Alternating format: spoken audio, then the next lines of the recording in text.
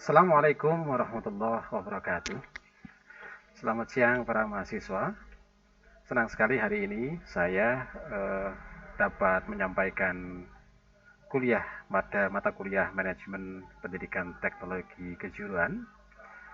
Dan pada hari ini, pada mata kuliah ini sudah masuk pada minggu ke-7. Pada minggu yang ke-7 kali ini, kita akan belajar tentang manajemen kurikulum, yaitu tentang kurikulum pada Sekolah Menengah Teknologi Kejuruan atau SMK. Baik, kita lanjutkan. Yang pertama adalah komponen utama pendidikan. Kalau kita bicara tentang komponen utama pendidikan dalam khususnya pada Sekolah Menengah Teknologi Kejuruan, ada beberapa komponen yang mempengaruhi dan dipengaruhi oleh pendidikan.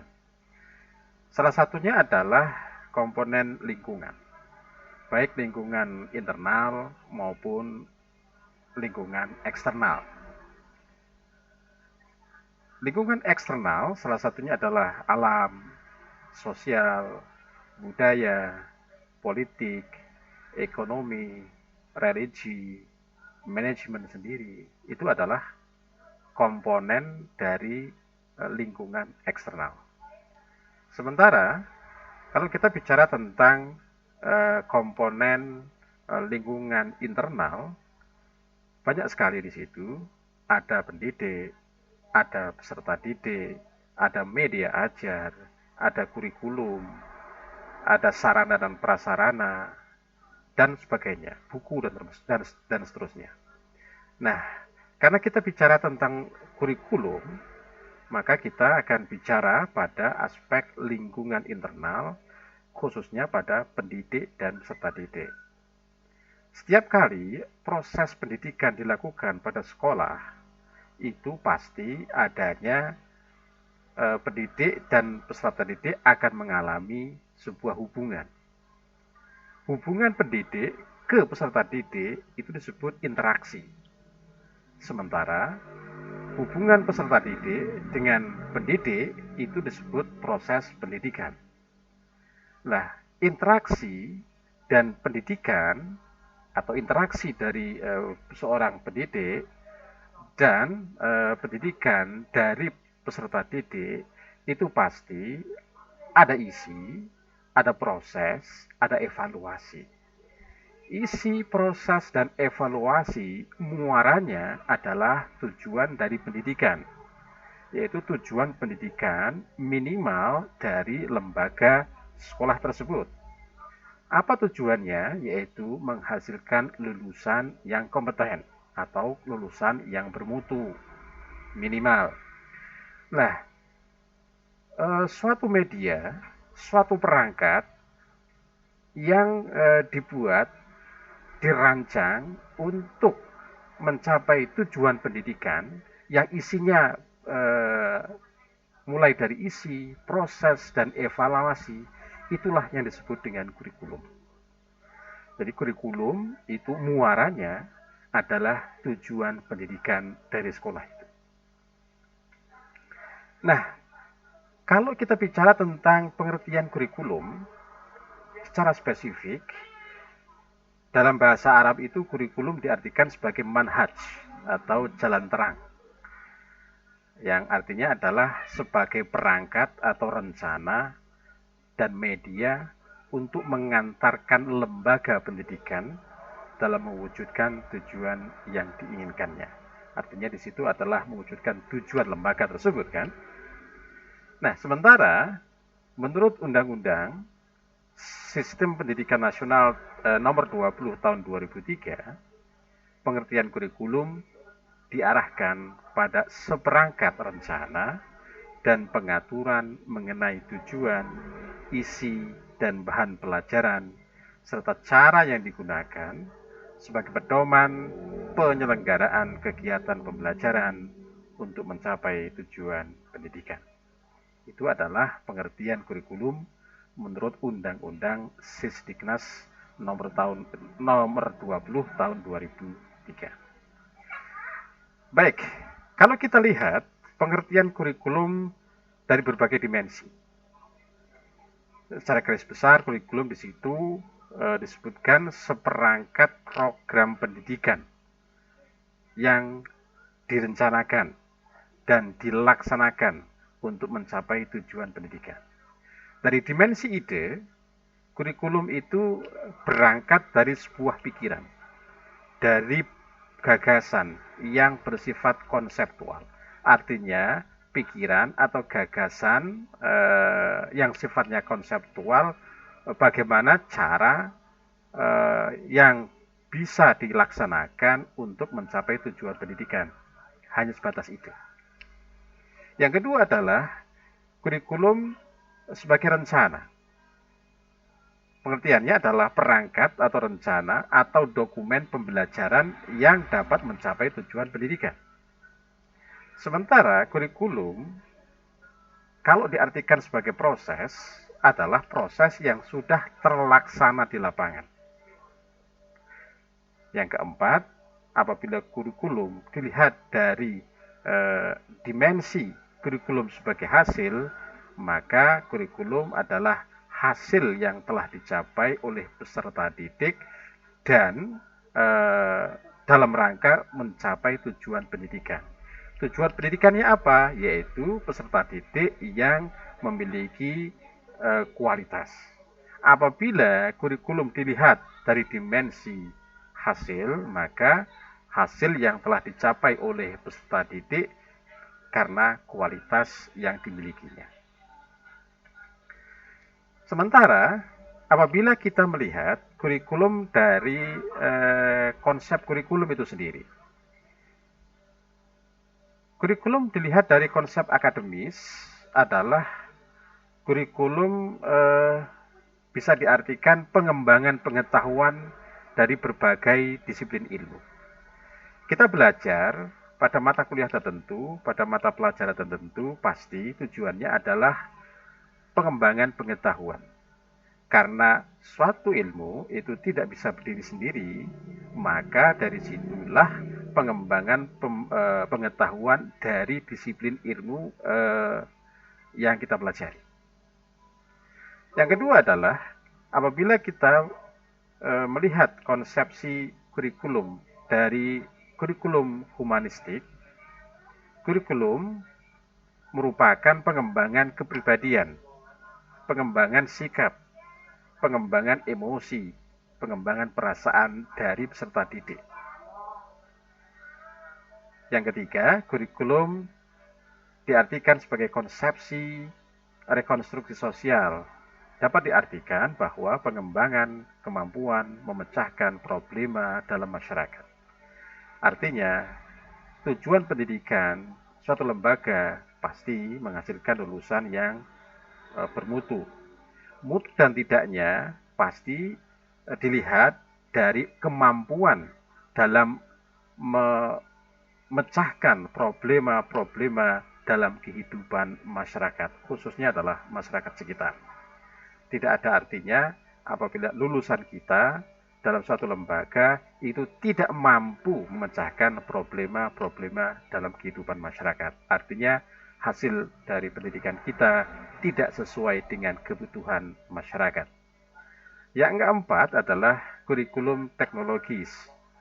Orientasinya adalah pengembangan perilaku kompetensi dalam bidang kehidupan. Karena di situ adalah teknologis, karena di situ adalah pengembangan perilaku kompetens, biasanya dihubungkan dengan profesi-profesi yang akan dilakukan oleh lulusan kita nanti setelah mereka lulus. Baik, kita akan bicara pada slide ini tentang kurikulum sebagai suatu rencana. Pasti kurikulum itu sebelum diterapkan, jauh sebelumnya kurikulum itu didesain dan direncana dengan matang. Mulai dari desain kurikulum, mulai dari implementasi kurikulum, mulai dari evaluasi kurikulum. Dari tahapan desain kurikulum pasti akan ditentukan tujuannya seperti apa, prosesnya seperti apa, evaluasinya seperti apa. Kemudian macam-macam desain. Waktunya untuk mempelajari ini berapa waktu, lingkupnya apa saja, kemudian pengembangan desain. Apa yang dibutuhkan, media ajarnya, sumbernya, peralatannya, dan seterusnya. Kemudian pada tahapan implementasi kurikulum, model-model implementasi, bagaimana cara melaksanakan kurikulum yang sudah dibuat, model-model inovasinya, optimasinya, implementasinya bagaimana, serta pada akhirnya adalah pada tahapan evaluasi kurikulum, yaitu bagaimana model-model evaluasi, bagaimana teknik evaluasi dan pengukurannya, dan tentu yang terakhir bagaimana penyempurnaan kurikulum. Penyempurnaan itu dilakukan ketika adanya evaluasi dan pengukuran dari kurikulum. Ini adalah tujuan kurikulum. Kalau misalnya dalam ranah yang paling tinggi, misalnya ranah Departemen Pendidikan Nasional atau Pendidikan Dikbud, pasti tujuan pendidikan secara nasional. Kurikulum ini dibuat untuk apa? Ukurannya adalah nasional, lebih umum. Kemudian tujuan dari institusional, misalnya perguruan tinggi secara umum. Tujuan kurikulum ini dari perguruan tinggi itu seperti apa? Tujuan kurikuler adalah tujuan secara kegiatan-kegiatan yang dilakukan oleh peserta didik. Tujuan institusional umum dan pada akhirnya adalah tujuan institusional khusus, seperti misalnya adalah tujuan institusional pada sekolah menengah kejuruan itu apa? Membentuk atau menghasilkan lulusan yang kompeten, yang bermutu pada bidang inilah instrumennya, indikatornya seperti apa, lembaga atau institusional khusus itulah yang mampu mengukur dari implementasi dari kurikulum yang akan diterapkan itu. Kita lanjut, bagaimana cara kita mengukur sebuah kurikulum? Menurut Oliva, yang pertama adalah perubahan kurikulum adalah sesuatu keharusan. Jadi tidak ada istilah yang namanya kurikulum itu adalah kurikulum final. Sampai kapanpun pasti tidak akan mungkin kurikulum itu akan final. Pasti akan ada pembaharuan. Pembaharuan dilakukan setelah adanya evaluasi. Yang kedua adalah kurikulum merupakan produk dari masa yang bersangkutan. Bisa saja kurikulum ini dianggap bagus karena masanya itu sudah yang menentukan. Belum tentu pada masa periode yang akan datang kurikulum ini masih bisa berlaku. Karena belum tentu kurikulum itu sesuai dengan masanya. Apabila tidak sesuai dengan masanya, pasti kurikulum akan diganti. Yang ketiga adalah perubahan kurikulum masa lalu sering terdapat secara bersamaan, bahkan tumbang tindih dengan perubahan kurikulum yang terjadi masa kini.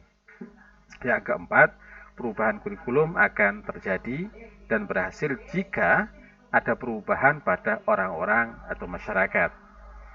Yang kelima adalah pengembangan kurikulum adalah kegiatan kerjasama atau kerja kelompok.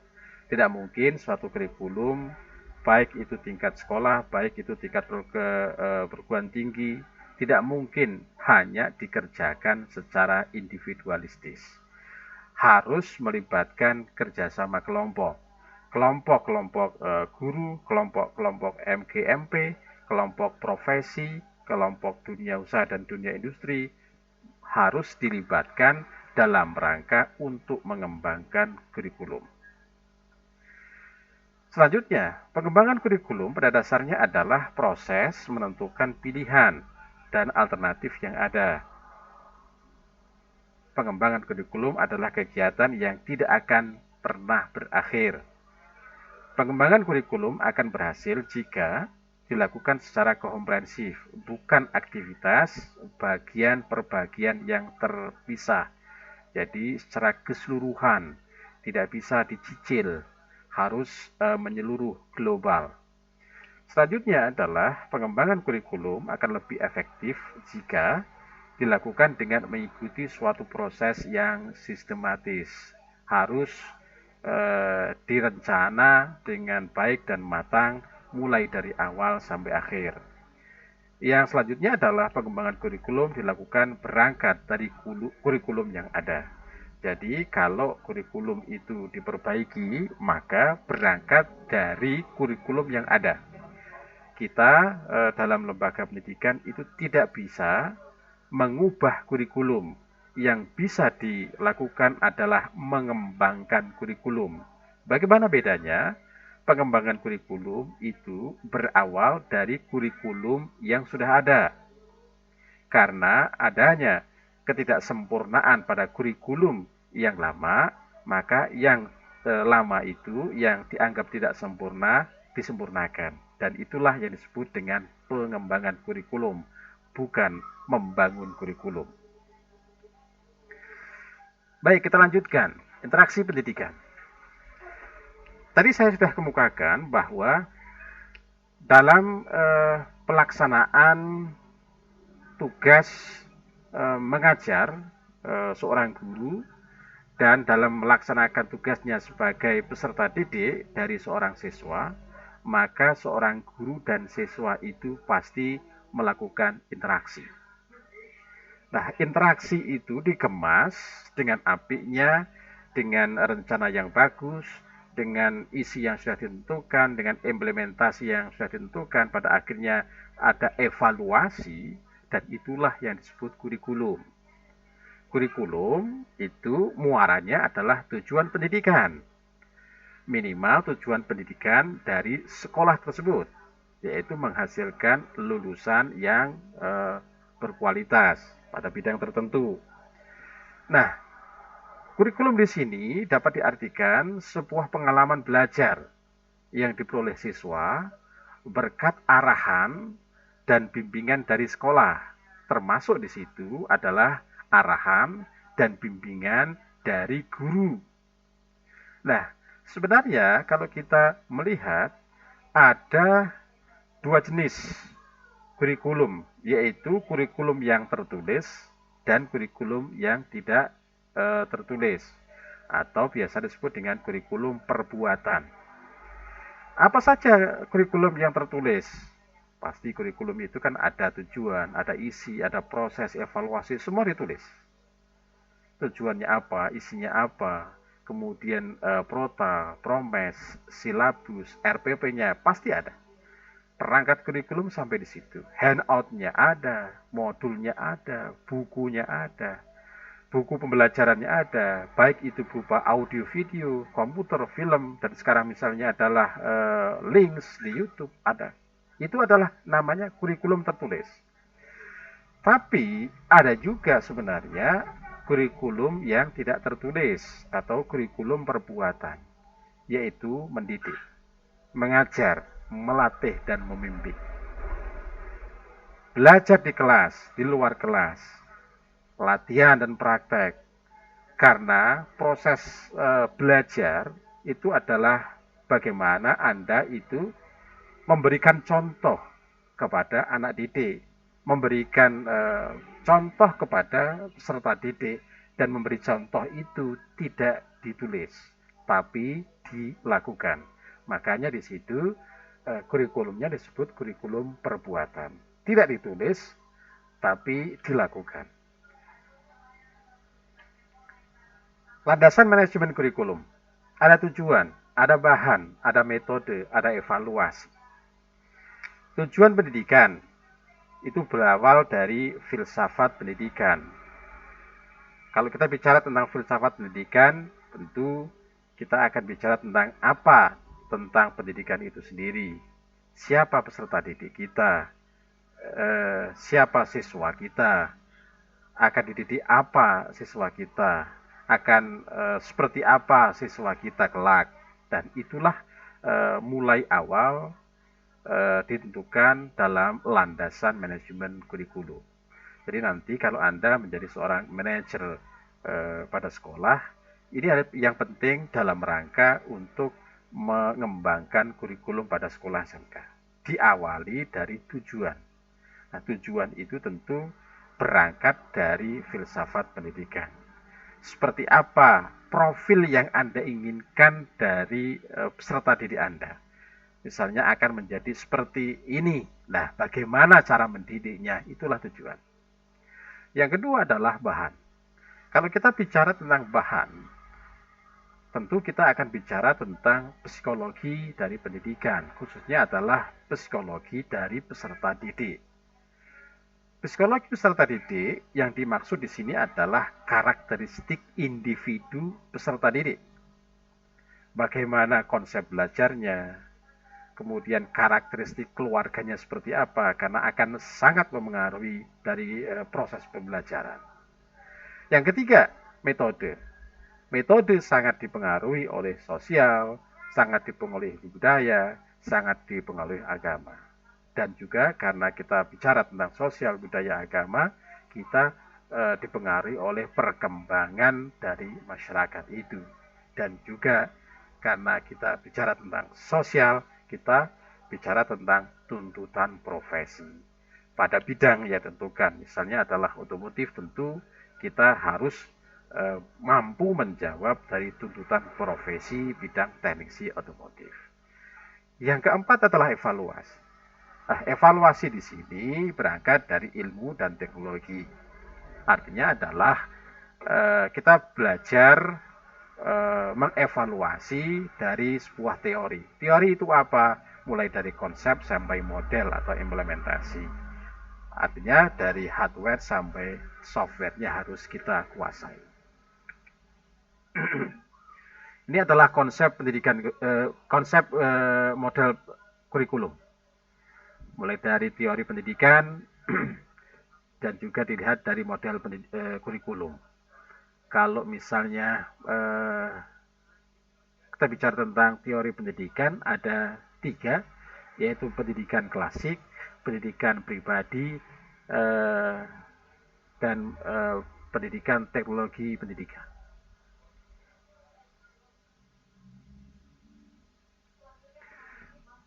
Pendidikan klasik pengertiannya adalah kurikulum, subjek dari akademiknya itu berdasarkan dari disiplin ilmu.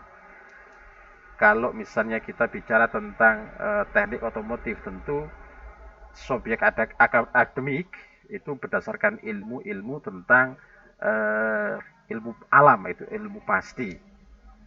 Kemudian kalau kita bicara tentang teori pendidikan secara pribadi, itu model kurikulumnya sangat dipengaruhi oleh kurikulum yang humanistik, yaitu kurikulum yang berpusat pada siswa. Sementara kalau kita bicara tentang teknologi pendidikan, maka konsep pendidikannya akan dipengaruhi kurikulum berteknologi yang berdasarkan sebuah kompetensi. Nah, kompetensi ini tergantung, misalnya terkompetensi otomotif. Pasti muaranya adalah berhubungan dengan sebuah profesi yang akan dilakukan oleh calon-calon lulusan kita. Misalnya adalah teknisi otomotif, tentu di situ hubungannya dengan profesi atau okupasi dari teknis otomotif. Perbandingan antara karakteristik pendidikan dan karakteristik kurikulum. Ini saya hanya globalnya saja, tidak secara spesifik, karena slide-nya terlalu banyak. Yang terakhir saya akan menggarisbawahi karakteristik pendidikan yang kelima, yaitu guru adalah expert dan model. Kalau kurikulum subjeknya itu akademik, itu guru itu dianggap expert. Expert itu adalah eh, ahli pada bidangnya dan model pada bidangnya. Maka peran dari seorang guru itu sangat sangat kuat, sangat penting. Karena apa yang dilakukan guru pada akhirnya apa pula yang dilakukan oleh siswa. Karena guru menjadikan dirinya sebagai model. Karena guru eh, melakukan dirinya sebagai ahli pada bidang yang dipelajari oleh siswa. Nah, sementara kalau kurikulum yang demikian, bagaimana karakteristik kurikulumnya yang baik untuk itu? Eh, yang baik untuk itu adalah proses pengajarannya bersifat ekspositori. Artinya adalah eh, model atau metode ekspositori adalah strategi pembelajaran yang menekankan kepada proses penyampaian materi secara verbal dari seorang guru kepada siswa atau seorang anak didik dengan maksud agar siswa itu dapat menguasai materi atau pelajaran secara optimal. Dia bisa menggambarkan secara verbal. Salah satunya itu. Kita lanjut. Kalau kita bandingkan tentang kurikulum pribadi dan humanistik, saya akan menggarisbawahi. Kalau contoh-contoh misalnya adalah orientasi ke masa sekarang. Misalnya, kurikulum karakteristik kurikulumnya adalah siswa adalah subjek atau child center student, pemeran utama dari sebuah pendidikan.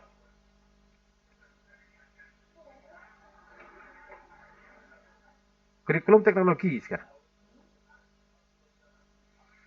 Kalau kita bicara tentang orientasi ke masa sekarang dan yang akan datang, maka karakteristik kurikulum yang pas untuk karakteristik pendidikan yang demikian tadi menekankan isi berupa kompetensi.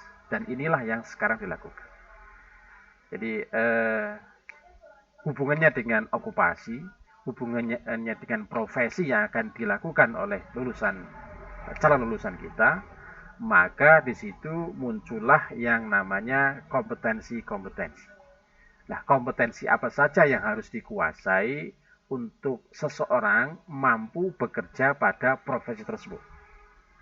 Karakteristik kurikulum yang dibangun sekarang seperti itu. Jadi model pendidikan yang ada sekarang di kita itu bisa dikatakan model development training agar siswa atau peserta didik itu diarahkan untuk menjalani sebuah profesi yang akan dilakukan kelak kalau dia sudah lulus. Selanjutnya kalau kita bandingkan antara karakteristik pendidikan dan karakteristik kurikulum dilihat dari rekonstruksi sosial. Tidak semuanya saya jawab, tidak semuanya saya diskusikan di sini. Ini yang terakhir misalnya, pendidikan adalah kerjasama. Guru, siswa, sumber lingkungan. Karakteristik kurikulum yang tepat untuk model pendidikan yang kerjasama ini adalah proses dan hasilnya kerja kelompok. Artinya begini, itu ada guru, ada siswa, ada sumber lingkungan, harus kerjasama.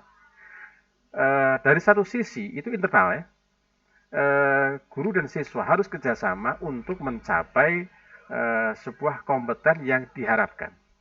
Secara eksternal pun juga akan mengalami kerjasama. Apa itu? Sekolah dan dunia usaha. Sementara sekolah itu yang membuat sebuah kompetensi, dunia usaha, dunia industri yang menggunakan kompetensi, siapa yang ada di tengahnya itu adalah lembaga profesi. Yang nilai sebuah kompetensi seseorang, siswa, itu yang menilai bukan sekolah, bukan dunia usaha, tapi adalah tengah-tengah ini, yaitu lembaga profesi. Karena lembaga profesi inilah yang mempunyai asesor-asesor yang tugasnya untuk menilai sebuah kemampuan. Sementara sekolah itu mempunyai perangkat yang disebut kurikulum. Tujuannya kurikulum adalah menciptakan lulusan yang mempunyai kompetensi. Nah, kemudian dunia usaha, dunia industri mempunyai peluang untuk menerima lulusan-lulusan yang kompeten tersebut. Jadi kerjasamanya dari luar maupun dari internal. Harus kerjasama untuk bisa mencapai sebuah kompetensi yang dibutuhkan. Ini Anda bisa baca sendiri, yaitu bentuk-bentuk kurikulum. Ada model desain kurikulum, ada yang dimaksud subject matter atau subject center kurikulum, ada broad file kurikulum, ada integrated kurikulum, dan core kurikulum. Ada kelebihan, ada kekurangan dari setiap bentuk kurikulum, pasti ada. Tidak ada yang namanya kurikulum itu sempurna. Tadi saya katakan tidak mungkin ada sampai kapanpun, karena kurikulum setiap saat harus dikembangkan sesuai dengan zamannya. Broad file kurikulum atau fused correlated kurikulum. Saya langsung.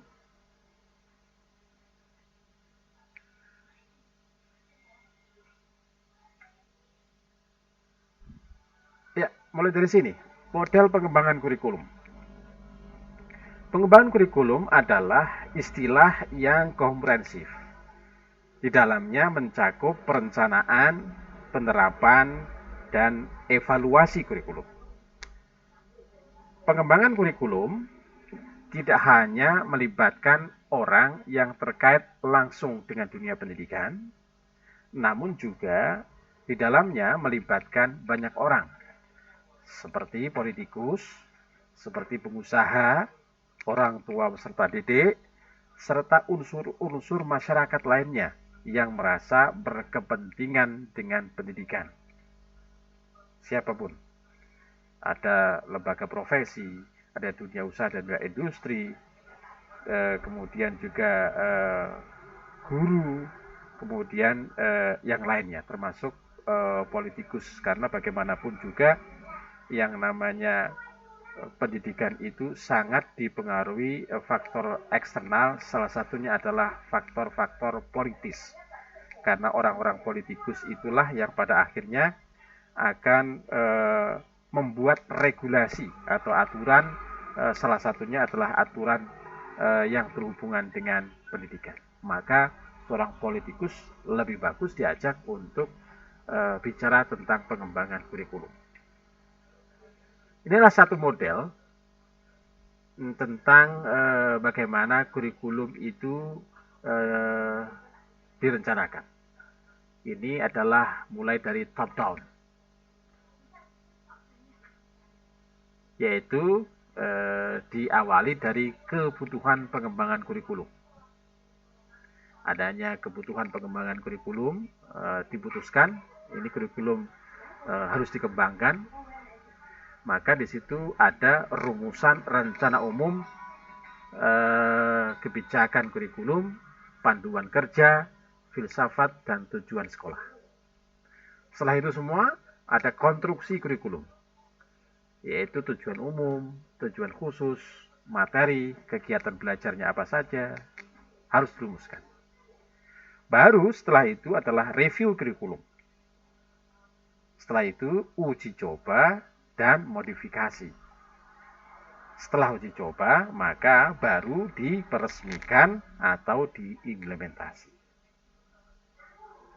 Nah, ketika kita misalnya pada tahapan konstruksi kurikulum misalnya, siapa yang dilibatkan? Panitia kerja, yaitu adalah orang-orang yang mengerti tentang materi, tentang kegiatan belajar mengajar di sekolah.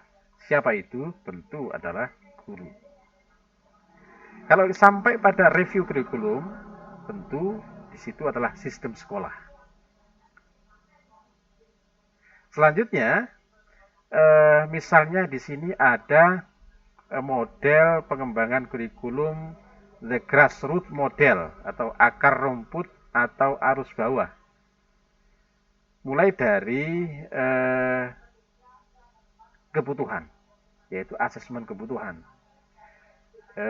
Semuanya berangkat dari sebuah lokakarya, sebuah pertemuan, sebuah seminar dan sebagainya, dan kemudian pada dasarnya diputuskan atau direncanakan adanya pengembangan kurikulum.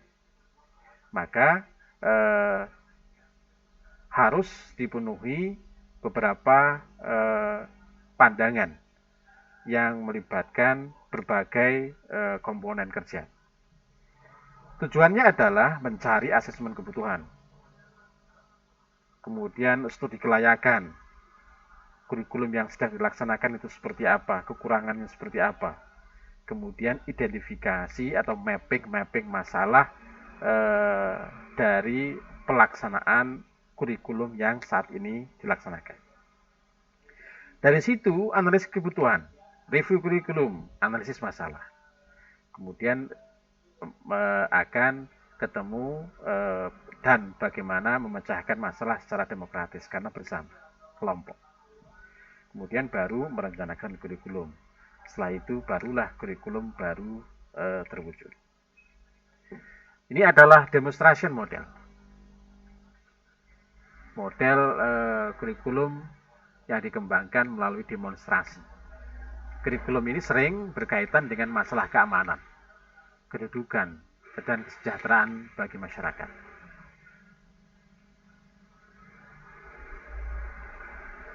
Ini adalah program sistem. Caranya seperti ini. Ini adalah Tabas inverted model. Kurikulum dirancang untuk memadukan integrasi baik isi maupun materi. Yang kedua adalah hubungan dengan kebutuhan siswa. Ini adalah Tyler model, yaitu perencanaan kurikulum menjawab apa tujuan yang harus dicapai oleh sekolah, apa pengalaman belajar yang dapat disediakan untuk mencapai tujuan tersebut, bagaimana mengorganisasikan pengalaman tersebut, dan bagaimana kita dapat memutuskan apakah tujuan-tujuan tersebut tercapai. Ini model pengembangan kurikulum dengan cara Tyler. Ini adalah model pengembangan kurikulum Roger Interpersonal Relation Model. Ada 4 tahapan. Nah, kita lanjutkan. Sekarang adalah tugas kepala sekolah dan guru dalam manajemen kurikulum.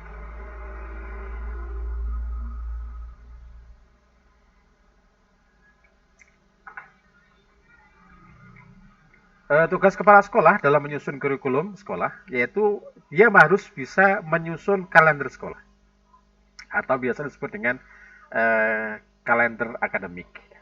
Kapan saatnya siswa baru masuk, kemudian saat registrasi kapan, kemudian mulai belajar kapan, adanya ujian kapan, itu adalah penyusunan kalender sekolah atau kalender akademik. Yang kedua adalah penyusunan program tahunan. Yang ketiga adalah penyusunan jadwal. Sementara tugas guru dalam manajemen kurikulum tentu dengan arahan kepala sekolah, yaitu program mengajar dalam 1 tahun atau prota. Guru ini ngajar apa saja. Kemudian promes, itu program mengajar dalam 1 semester. Apa yang dilakukan dalam 1 semester, mata pelajarannya apa, dalam bentuk format program persiapan mengajar atau biasa disebut dengan RPP. Apa saja. Kemudian waktunya berapa menit, apa saja yang disampaikan, indikator keberhasilannya apa saja, dia harus tahu. Yang keempat adalah program perbaikan, pengayaan, dan tindak lanjut. Tidak hanya mampu mengevaluasi, tidak hanya mampu mengajar, tapi seorang guru harus mempunyai program perbaikan, program pengayaan, dan program tindak lanjut apabila seorang anak didik itu belum mampu seperti yang diharapkan dalam proses pembelajaran pada kurikulum itu. Seperti apa? Ataukah dia harus mengulang kelas, atau dia harus melakukan remedi, itu harus ada tindak lanjut. Dan guru harus bisa sampai ke situ. Selanjutnya adalah tugas pengembangan silabus. Pengembangan silabus itu guru kelas, guru pelajaran, atau kelompok guru kelas, atau mata pelajaran, atau kelompok guru, atau KKG, atau PKG, atau MGMP. Nah, standar silabusnya adalah standar kompetensi, standar kompetensi dasar, materi pokok, kegiatan pembelajaran, indikator, penilaian, alokasi waktu, sumber belajar, itu semua ada dalam silabus. Dari silabus misalnya minggu pertama, standar kompetensi siswa itu seperti ini, karena dia akan mempelajari ini, pokok materi disampaikan ini, kegiatan belajarnya ini, indikator berhasilnya ini, cara penilaian kalau siswa itu menguasai pada kompetensi itu apa saja, berapa waktu yang dibutuhkan, sumber acuannya apa saja, itu ada dalam komponen silabus. Dan guru harus wajib bisa menyusun silabus. Mekanisme pengembangan silabus tadi yang saya sampaikan.